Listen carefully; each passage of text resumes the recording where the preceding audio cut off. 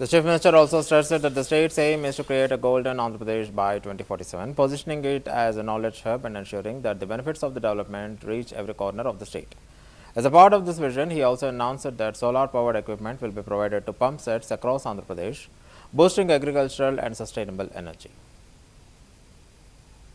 కుటుంబాల్ని మార్గదర్శి ఎవరైతే దత్తత తీసుకున్న వాళ్ళు బంగారు కుటుంబాలు ఈ రెండు అనుసంధానమై short term medium term long term కలిసి పనిచేస్తే అద్భుతమైన ఫలితాలు వస్తాయి. ఈ మధ్య ఆర్థిక అసమానతలు పెరుగుతున్నాయి,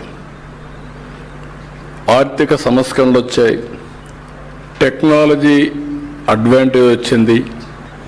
ఈ రెండు వచ్చిన తర్వాత డెమోగ్రఫిక్ డివిడెంట్ వచ్చింది.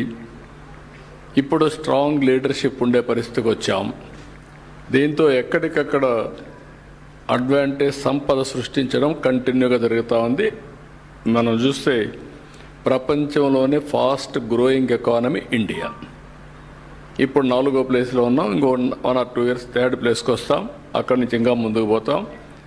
అదే సమయంలో పబ్లిక్ పాలసీస్ వల్ల బిలియనియర్స్ ఎక్కువ అవుతున్నారు, ఆర్థిక అసమానతలు పెరుగుతున్నాయి.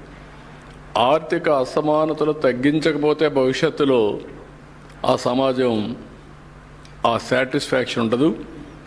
డబ్బులు అనేది, సంపద అనేది అందరికీ మెరుగైన జీవన ప్రమాణాలు ఇస్తేనే అది నిజమైన సమాజం అవుతుంది.